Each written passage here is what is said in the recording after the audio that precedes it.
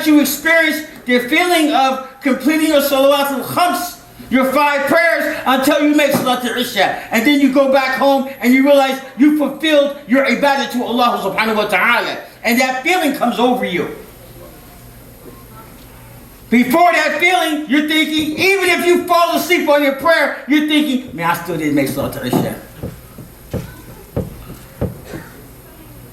But he's subtle. He was subtle with Ibrahim. Because what he wanted to see from him is the willingness to obey Allah subhanahu wa ta'ala.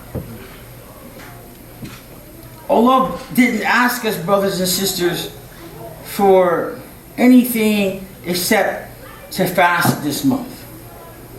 And the Prophet sallallahu alaihi wasallam said, "Man sama Ramadana imanan wa ihtisaban ghufir lahu ma taqaddama min dhanbi." Whoever fasts Ramadan with faith, seeking the reward, his previous sins will be forgiven. So one thing that I have learned that I want to impart to you, and this is one of the secrets of the lutf, of the subtlety of Allah subhanahu wa ta'ala. It's not even so much how much you do. It's what you're willing to do. This is why the Prophet, see, it all comes together now. This is why the Prophet sallallahu alaihi wasallam, he said, "Innama a'malu bin-niyyah." Verily, deeds are reckoned according to your intention. And this is why he said, "Niyatul mar'i ablagu min amali." He says a person's intention is more profound than what he does. This is what Ramadan is all about. The Prophet ﷺ said there's no fast for the person who doesn't go to bed with the fast in his heart. Everything's about intention. I was thinking about the building of the new masjid. It's the intention. Build it in your heart first. When it comes to praying to Allah subhanahu wa ta'ala, when it comes to doing righteous, don't look at the deed in front of you. Don't look at the physical manifestation. Don't look at how much it's going to cost to build the masjid. Don't look at how much it's going to cost to take care of your family. Don't look at how long it's going to take for the imam to finish Salatul Isha. Don't look at how much this is going to be.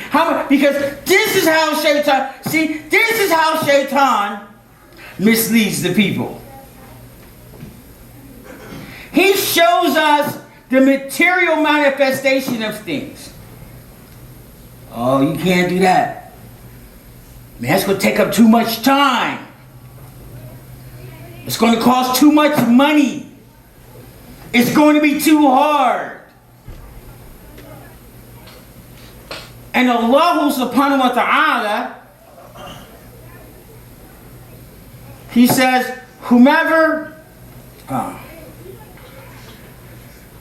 Man a'ta wa saddaqa fanuyassiruhu lil-yusra. Whoever gives, we will make we will open him up to yusra, to easiness. That's why he says, "Inna ma'al usri yusran, inna ma'al usri yusra." Verily, with every difficulty comes an ease. Verily, with difficulty comes an ease. And one of the things that I have really understood this Ramadan is just the mercy of Allah subhanahu wa ta'ala to His servants. Brothers and sisters, we have been made to be Muslim. SubhanAllah.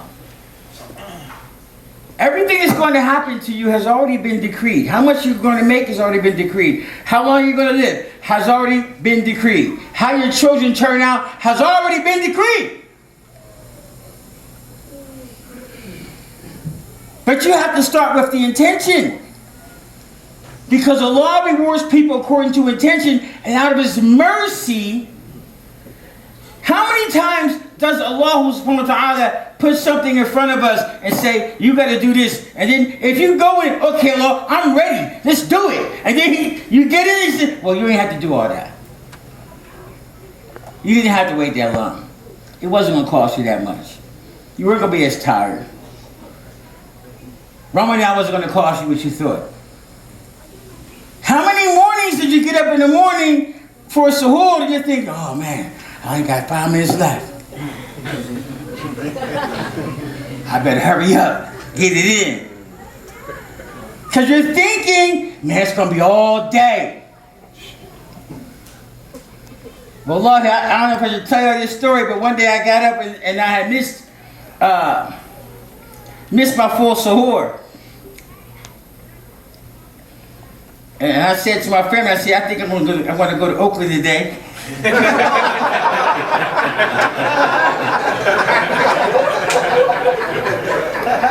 So I'll be musafir. And wallahi, that thought passed in my mind. I was thinking I had to go to Oakland anyway, so today might be the day. But then I made dua to Allah. This is a true story. This happened this last Ramadan. My family is verified for that. But then I made a dua, and that was a desperate dua too. It was one of the most desperate dua I made all Ramadan. I said, Ya Allah, please let me get rid of this feeling because I'm hungry. And, everything was just, how that panic was setting in. Because it was too late. So I was panicking. I was actually, starting to hyperventilate everything. So I said, oh Allah, please make it easy on, and I went to sleep. And then when I got up shortly before Dhuhr, then everything was settled. Allah settled it, He settled it within me. You understand what I'm saying? That's how Allah subhanahu wa ta'ala does. That's why He's latifun bi'ibadihi. He's subtle with His servants.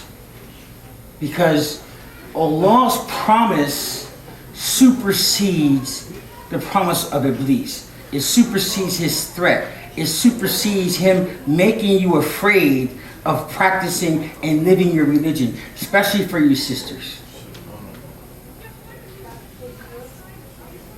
Brothers do it too, but sisters, you live almost in complete fear. Many of you. I'm going to talk to you after the khutbah. Fear. What's she going to think? What they going to say? What they going to say? How they going to look at my dress? Her song? All that. I didn't come to the masjid because she said this, and she looked at me, and so and so, and she looked at my husband, and it's not. You practice Islam based on the promise of Allah subhanahu wa ta'ala. This is how we get success. The Prophet said, he said, كل أمتي داخل جنة إلا من أبى. He says, all of my ummah shall enter Jannah except for the person who refuses. So they said, Man ya'ba ya Rasulullah. Who would refuse, Ya Rasulullah? He said, Man ata'ani fadakhala Jannah. Wa man asani faqad aba. He said that the one who obeys me, he shall enter paradise. The one that disobeys me, then he's refusing. When we disobey Allah subhanahu wa ta'ala, it's like we're refusing because Allah has not put any burden.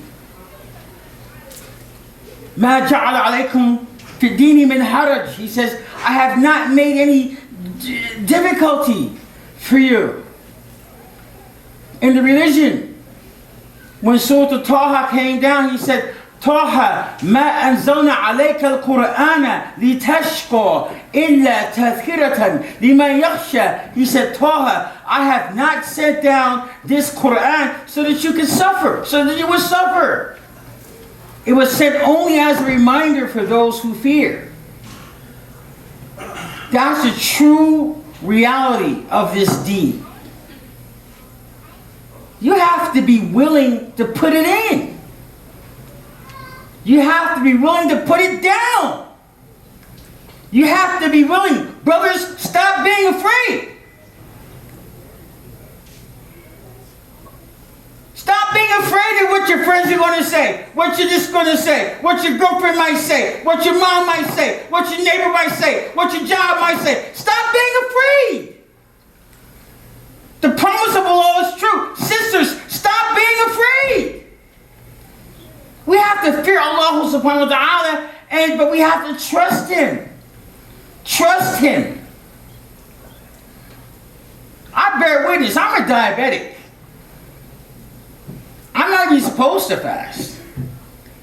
But Allah subhanahu wa ta'ala has, He's allowed me to fast.